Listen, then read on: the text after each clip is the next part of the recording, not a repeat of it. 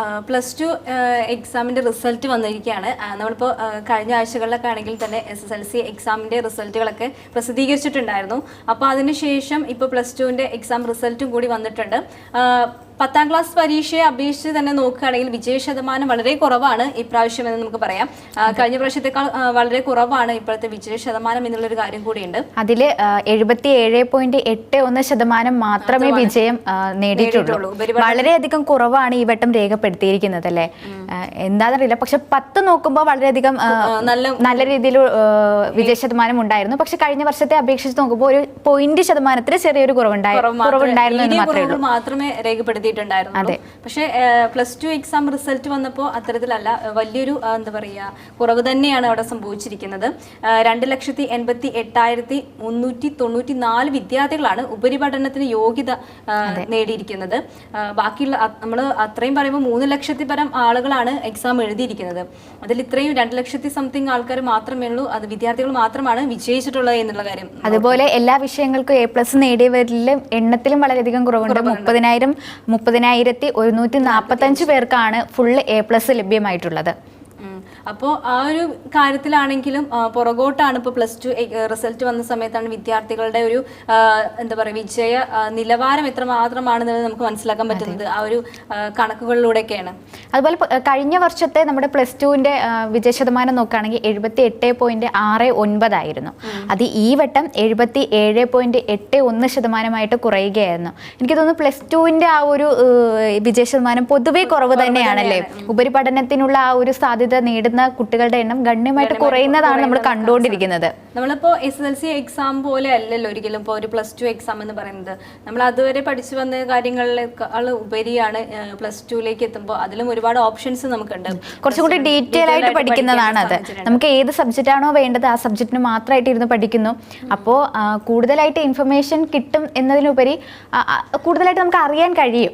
പക്ഷേ എന്തുകൊണ്ടായിരിക്കാം ഇത്തരത്തിലൊരു ഗണ്യമായിട്ടുള്ളൊരു കുറവ് രേഖപ്പെടുത്തുന്നത് എന്ന് നമ്മൾ ചിന്തിക്കേണ്ടിയിരിക്കുന്നു. അതിന് നല്ല രീതിയിലുള്ളൊരു പോംവഴി കണ്ടുപിടിക്കേണ്ടതായിട്ടിരിക്കുന്നു. കാരണം ഇത്രയും അധികം ഒരു കുറവ് അതൊരു ഉപരിപഠനത്തിൻ്റെ കുട്ടികളുടെ സാധ്യതകളെ വളരെയധികം കുറയ്ക്കുന്നൊരു കാര്യമാണ്. എറണാകുളം ജില്ലയിലാണ് ഏറ്റവും കൂടുതൽ വിജയശതമാനം രേഖപ്പെടുത്തിയിരിക്കുന്നത്. അവിടെ 83.09% ആണ് അവിടെ വിജയശതമാനം നേടിയിരിക്കുന്ന കുട്ടികൾ. ഏറ്റവും കൂടുതൽ എറണാകുളം ജില്ലയിലാണ് എന്നുള്ള കാര്യം കൂടിയുണ്ട്. ഓക്കെ, എന്തായാലും വളരെയധികം കുറവ് രേഖപ്പെടുത്തിയിട്ടുണ്ടെങ്കിലും സാരമില്ല. ഈ ജയിച്ചവർക്ക് എല്ലാവർക്കും ഇനി ഉപരിപഠനത്തിലുള്ള സാധ്യതകൾ എല്ലാവർക്കും ഉണ്ടാവട്ടെ. പുറത്തായാലും അകത്തായാലും നമ്മുടെ ഇന്ത്യയിൽ തന്നെയായാലും അതിനുള്ള എല്ലാ സാഹചര്യങ്ങളും ഉണ്ടാവട്ടെ. കുറഞ്ഞ വിജയശതമാനം രേഖപ്പെടുത്തിയിരിക്കുന്നത് കാസർഗോഡാണ്. കാസർഗോഡ് ജില്ലയിലാണ് 71.09% കുട്ടികളാണ് വിജയിച്ചത്.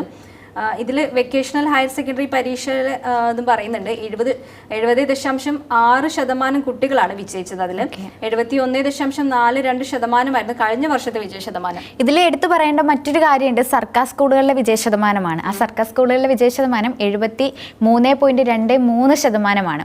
എയ്ഡഡ് സ്കൂളിൽ 92.16%, അൺഎയ്ഡഡ് സ്കൂളുകളിൽ 75.91%. എന്തായാലും സർക്കാർ സ്കൂളുകളെ അപേക്ഷിച്ച് നല്ലൊരു വിജയം തന്നെയാണ്. പിന്നെ ഈ വെക്കേഷണൽ ഹയർ സെക്കൻഡറി വിഭാഗത്തിലെ വിജയശതമാനത്തെ കുറിച്ച് നമ്മളിപ്പോൾ പറഞ്ഞല്ലോ. അപ്പൊ അതിൽ ഏറ്റവും കൂടുതൽ വിജയശതമാനം രേഖപ്പെടുത്തിയിരിക്കുന്നത് വയനാട് ജില്ലയിലാണ് എന്നുള്ളൊരു കാര്യം കൂടിയുണ്ട്. ഒരു അതിജീവിച്ച് വരുന്ന ഒരു പറ്റം ആളുകളുടെ ഇടയിലേക്കാണ് ഇങ്ങനെ ഒരു സന്തോഷ വാർത്ത എത്തുന്നത്. തീർച്ചയായിട്ടും. അതുപോലെ തന്നെ ആൺകുട്ടികളെ അപേക്ഷിച്ച് പെൺകുട്ടികളാണ് മികച്ചൊരു നേട്ടം സ്വന്തമാക്കിയിരിക്കുന്നത് എന്നൊരു മറ്റൊരു കാര്യം കൂടെ ഉണ്ട്. 100% വിജയം കരസ്ഥമാക്കിയ സ്കൂളുകളുടെ എണ്ണം 57 ആണ്. ഇത്രയും എക്സാം എഴുതിയതിൽ 100% വിജയം നേടിയിട്ടുള്ളത് 57 സ്കൂളുകളാണ്. ഏറ്റവും കൂടുതൽ വിദ്യാർത്ഥികൾ പരീക്ഷ എഴുതിയ ജില്ല മലപ്പുറമാണ്. കുറവ് വയനാടുമായിരുന്നു. ആ വയനാട്ടിലാണ് കൂടുതൽ മാർക്കുകൾ നേടിയിട്ടുണ്ട് എന്ന് പറയുന്നതും വളരെയധികം സന്തോഷം ഉള്ളൊരു കാര്യം തന്നെയാണ്. ഇപ്പോൾ ഹയർ സെക്കൻഡറി എക്സാം ഫലം പ്രസിദ്ധീകരിച്ചു കഴിഞ്ഞു. ഇപ്പോൾ +10ാം ക്ലാസ്സിൻ്റെ ആണെങ്കിൽ തന്നെ ഇപ്പോൾ അതിൻ്റെ അപേക്ഷകളൊക്കെ പുരോഗമിക്കുന്നു. അങ്ങനെ നടപടികളെല്ലാം സ്വീകരിച്ച് കഴിഞ്ഞിട്ടുണ്ട്. നമുക്ക് ഈ എക്സാം, അതായത് 10ാം ക്ലാസ് എക്സാം കഴിഞ്ഞതിന് ശേഷമാണെങ്കിലും ഉപരിപഠനത്തിനുള്ള ഒരു സീറ്റിൻ്റെ വർധനവിനെ കുറിച്ചൊക്കെ നമ്മൾ കഴിഞ്ഞ ഇതിലൊക്കെ ആണെങ്കിലും നമ്മൾ പറഞ്ഞിട്ടുണ്ടായിരുന്നു.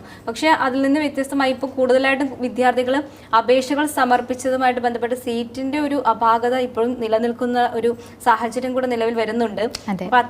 ഇനി +2 എക്സാമിന് ശേഷം ഇനിയുള്ള സീറ്റിന്റെ നിലവാരം എങ്ങനെയൊക്കെയാണെന്നുള്ളത് വരും ദിവസങ്ങളിലായിരിക്കും നമുക്ക് അപേക്ഷകൾ സമർപ്പിച്ചതിന് ശേഷമായിരിക്കും നമുക്ക് മനസ്സിലാക്കാൻ പറ്റുന്നത്. ഇപ്പൊ എന്തായാലും ഈ ഒരു എക്സാം കഴിഞ്ഞു, റിസൾട്ട് വന്നു, ആ ഒരു റിസൾട്ടിൽ പരാജയപ്പെട്ടവരുണ്ടെങ്കിൽ പോലും അവർക്കൊരു സേ എക്സാം എന്ന് പറയുന്ന ഒരു ഓപ്പർച്യൂണിറ്റി ഉണ്ട്. അതെ, ഇംപ്രൂവ്മെന്റ് സേ എക്സാം എല്ലാം ജൂൺ 23 മുതൽ 27 വരെയാണ്. അപ്പോൾ അതിന്റെ ആ ഒരു സമയമാകുമ്പോഴത്തേക്കും അപ്ലൈ ചെയ്തിട്ട് അതിന് കുറച്ചും കൂടി ബെറ്റർ ആയിട്ട് പഠിച്ചതിന് ശേഷം നല്ല രീതിയിൽ മാർക്ക് വാങ്ങിക്കാൻ കഴിയുന്നതാണ്. അല്ലാതെ ടെൻഷൻ അടിച്ച് അല്ലെങ്കിൽ വളരെയധികം പരാജയ ഭീതി മുന്നിൽ കണ്ട് മറ്റു മാർഗങ്ങളിലേക്കൊന്നും പോകാതെ പഠിക്കുക നല്ല രീതിയിൽ. അപ്പോൾ എന്താ നമുക്ക് ഏറ്റവും കൂടുതൽ വർദ്ധിച്ചു വരുന്ന ഒരു പ്രവണത കൂടിയാണ് ഇപ്പോൾ അത്. കാരണം റിസൾട്ട് വരുന്നതിന് മുമ്പ് ഇപ്പോൾ വിദ്യാർത്ഥികളാണെങ്കിലും ആത്മഹത്യ ചെയ്യുന്ന ഒരു പ്രവണതയ്ക്ക് വർദ്ധിച്ചു വരുന്നുണ്ട്. എക്സാം കഴിഞ്ഞിട്ട് റിസൾട്ട് വന്നു കഴിഞ്ഞാലും അതിന്റെ ഭാഗമായിട്ടും ഇപ്പോൾ വീട്ടിൽ നിന്നുള്ള പ്രഷറുകളും മറ്റു കാര്യങ്ങളൊക്കെ കൊണ്ട് തന്നെ ഈ താരതമ്യം ചെയ്യുന്ന ഒരു പ്രവണത നമുക്കിടയിൽ ഇപ്പോഴും നിലനിൽക്കുന്നുണ്ട് എന്നുള്ള കാര്യമുണ്ട്. അപ്പോൾ അതുമായി ബന്ധപ്പെട്ട് തന്നെ ആത്മഹത്യ പ്രേരണകളും ഈ ഒരു സമയത്താണെങ്കിലും വരുന്നുണ്ട് എന്നുള്ള കാര്യമുണ്ട്.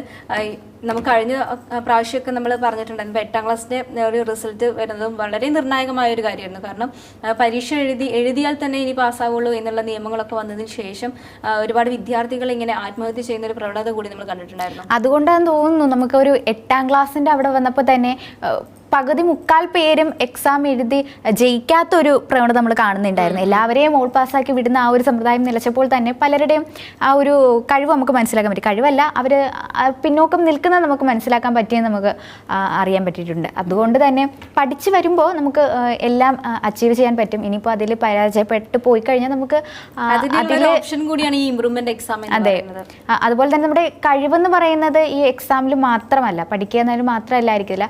ഒരാൾക്ക് മറ്റ് പല രീതിയിലുള്ള കഴിവുകൾ, സ്കില്ലും അങ്ങനത്തെ കാര്യങ്ങളൊക്കെ ഉണ്ടാവും. അപ്പോൾ അതെല്ലാം യൂട്ടിലൈസ് ചെയ്യാൻ ശ്രമിക്കുക. അല്ലാതെ എക്സാമിൽ തോറ്റുപോയി എന്ന് കരുതിയിട്ട് വേറെ ഇപ്പോൾ പറഞ്ഞ പോലെ ആത്മഹത്യ ആയാലും അല്ലെങ്കിൽ ഒളിച്ചോട്ടം അങ്ങനത്തെ കാര്യങ്ങൾക്ക് ഒന്നും തന്നെ പോവാതിരിക്കുക. ഇത് അവസാനത്തെ ഒരു അവസാനമല്ല ഇത് എക്സാം എന്ന് പറയുന്നത്. അവസാനമായിട്ട് കരുതുന്നത് ഒരു നമ്മളെ തെറ്റായ ഒരു പ്രവണതയാണ്. ഇപ്പോൾ അതുമായിട്ട് ബന്ധപ്പെട്ട് തന്നെ കുട്ടികളുടെ പലതരത്തിലുള്ള പ്രശ്നങ്ങളൊക്കെ ഇപ്പോൾ നിലനിൽക്കുന്നുണ്ട്. ലഹരിപരമായിട്ടുള്ള പ്രശ്നങ്ങളൊക്കെ ആണെങ്കിൽ ഇപ്പോൾ നിലനിൽക്കുന്ന ഒരു സാഹചര്യമാണ്. അപ്പോൾ അതുമായി ബന്ധപ്പെട്ടൊക്കെ ഈ സ്കൂളുകൾ ജൂണിൽ തുറക്കും ഡേറ്റ് അടക്കം നമ്മൾ പ്രസിദ്ധീകരിച്ചു കഴിഞ്ഞിട്ടുണ്ട്. അപ്പോൾ അതിൻ്റെ ഭാഗമായി തന്നെ ഒരാഴ്ച കുട്ടികൾക്ക് സ്കൂളുകളിൽ പുസ്തക പഠനം ഉണ്ടാവില്ല എന്നുള്ള നിയമങ്ങളൊക്കെ ഇപ്പോൾ മുമ്പിൽ വന്നിട്ടുണ്ട്. 10ാം ക്ലാസ് വരെയുള്ളവർക്ക് ആദ്യത്തെ ഫസ്റ്റ് ഒരാഴ്ചയും പിന്നെ പ്ലസ് ടു വരെയുള്ളവർക്ക് ഒരാഴ്ചയും പിന്നെ 10ാം ക്ലാസ് വരെയുള്ളവർക്ക് 2 ആഴ്ച നിലനിൽക്കുന്ന ഒരു ക്ലാസ്സാണ്. അതായത് ലഹരിയെ കുറിച്ചിട്ടുള്ള ക്ലാസ്, അല്ലെങ്കിൽ എങ്ങനെ ഇനി അടുത്ത ഫേസ് ചെയ്യണം, അല്ലെങ്കിൽ കുറച്ചും കൂടി നല്ല രീതിയിൽ പോകാൻ വേണ്ടിയിട്ട്, അങ്ങനെ എല്ലാ കാര്യങ്ങളെ കുറിച്ചിട്ടുള്ള മൊബൈൽ അഡിക്റ്റ് അതിനെ കുറിച്ചിട്ടുള്ള കാര്യങ്ങളായാലും. അപ്പോൾ എല്ലാ രീതിയിലുള്ള പഠനങ്ങളും അതുപോലെ കുട്ടികൾ പഠിക്കുക എന്നതിനുപരി ഒരു നല്ലൊരു വ്യക്തിയായി മാറാനുള്ള എല്ലാ തരത്തിലുള്ള കാര്യങ്ങളും ഗവൺമെന്റ് ചെയ്തു കൊടുക്കുന്നുണ്ട് വിദ്യാഭ്യാസ സ്ഥാപനങ്ങളിൽ എന്നുള്ളൊരു കാര്യം കൂടിയുണ്ട്. അതെ, അപ്പോൾ അതെന്തായാലും ഫോളോ ചെയ്യുക. ഈ ഒരാഴ്ച നല്ല രീതിയിൽ പുസ്തകമില്ലാതെ പാഠപുസ്തകങ്ങൾ മാറ്റി വെച്ചിട്ട് അതിനപ്പുറം നിന്ന് പഠിക്കാനുള്ള ഒരു പ്ലാറ്റ്ഫോമാണ്. അതിനെ നല്ല രീതിയിൽ യൂട്ടിലൈസ് ചെയ്യാൻ ശ്രമിക്കുക.